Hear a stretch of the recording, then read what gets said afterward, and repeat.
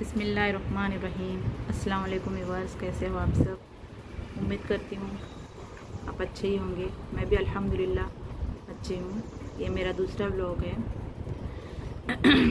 अभी सुबह के बज रहे हैं 11:15। मेरे दोनों बच्चे नाश्ता करके स्कूल जा चुके हैं। हस्बैंड भी ऑफिस जा चुके हैं नाश्ता वगैरह करके। मेरा भी नाश्ता हो गया है। अभी सोचा थोड़ा व्लॉग बना लेती हूँ।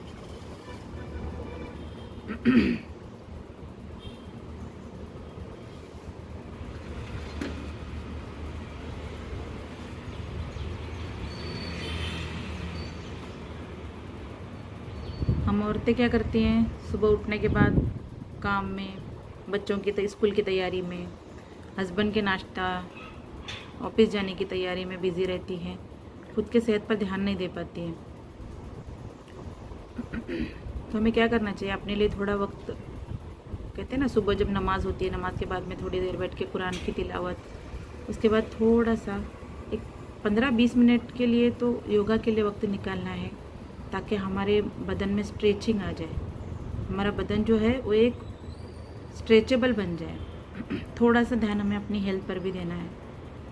सबसे पहले तो सुबह उठने के साथ नमाज़ तो पढ़नी है। हम औरतें क्या करती हैं, रात के थकान की वजह से सुबह जल्दी नहीं उठ पाती है तो नमाज़ नहीं होती है। तो इस तरह नहीं करना है हमें अपने नमाज़ों को पाबंदी के साथ अदा करना है। ये नमाज़ें हम पर फ़र्ज़ है।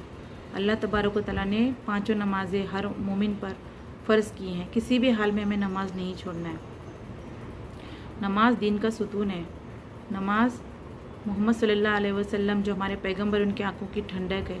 इसलिए हमें 5 वक्त नमाज़ों का एहतमाम करना है। नमाज़ें ही हैं जो हमारे ज़िंदगी को पलटती हैं।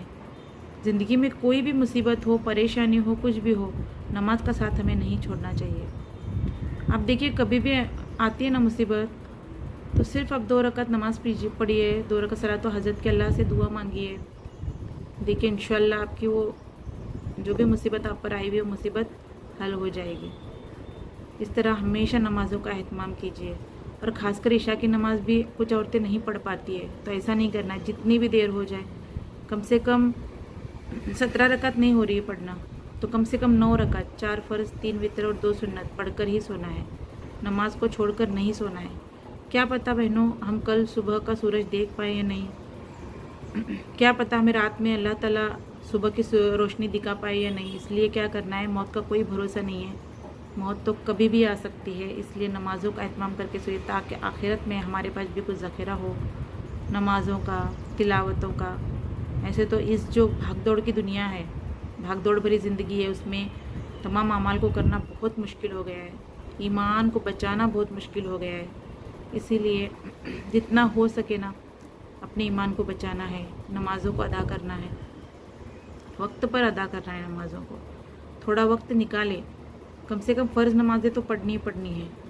कहते ना, अल्लाह ताला जब कल क़यामत के दिन फ़र्ज़ नमाज़ों में कोई कमी आ जाए तो सुन्नत और नफ़लों से पूरा करते हैं। इसलिए जितना कोशिश हो सके उतने फ़र्ज़ और नफ़लों पर भी सुन्नत और नफ़लों पर भी ध्यान दीजिए। और हर नमाज के बाद कम से कम 1 रुकू तो कुरान शरीफ का पढ़ना है, ताकि कहते हैं ना, कम से कम 1 साल के अंदर एक कुरान शरीफ ख़त्म होना ज़रूरी है।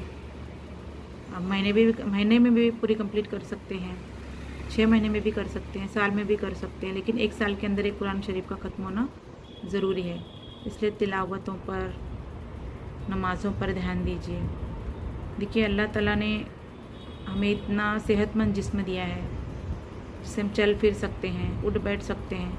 कुछ लोग ऐसे भी हैं दुनिया में जिनके हाथ पैर नहीं हैं, फिर भी वो नमाज़ों का एहतमाम करते हैं। हमारे पर ऐसा वक्त तो नहीं है कि बाबा हमारे पैर नहीं है, हाथ नहीं है। इसके लिए तो हम अल्लाह का शुक्र अदा कर ही सकते हैं कि अल्लाह तूने हमें तंदुरुस्त जिस्म दिया, अच्छे से हाथ पैर दिए। तो इस शुक्र अदा करने के लिए तो हम नमाज़ पढ़ ही सकते हैं। इसलिए बहनों, कितनी भी मुश्किल आए, नमाज़ों का एहतमाम करते रहना चाहिए, नमाज़ों को नहीं छोड़ना चाहिए। काम तो क्या दिन भर लगे हुए रहते हैं, और एक काम जो है ये हमारे जिस्म को तंदुरुस्ती देते हैं। इसलिए मैं अपने जो भी घर के काम है खुद करती हूँ।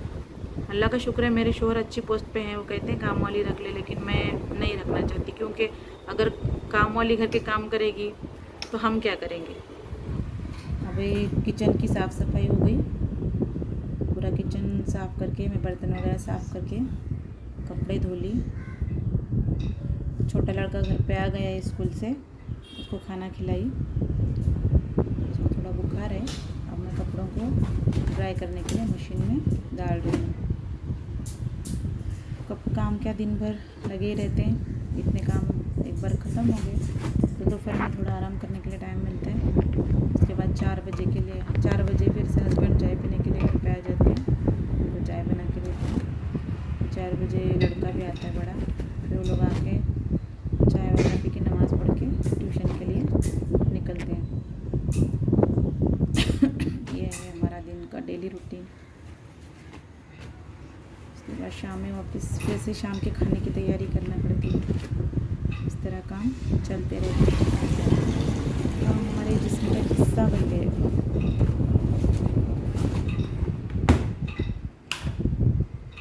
चलिए तो ड्राई कर लेते हैं। कपड़े ड्राई हो गए, अब मैं सूखने के लिए डाल रही हूँ। चलिए तो दोस्तों एंड करते हैं। अगर आपको पसंद आया तो शेयर सब्सक्राइब कीजिए, लाइक कीजिए।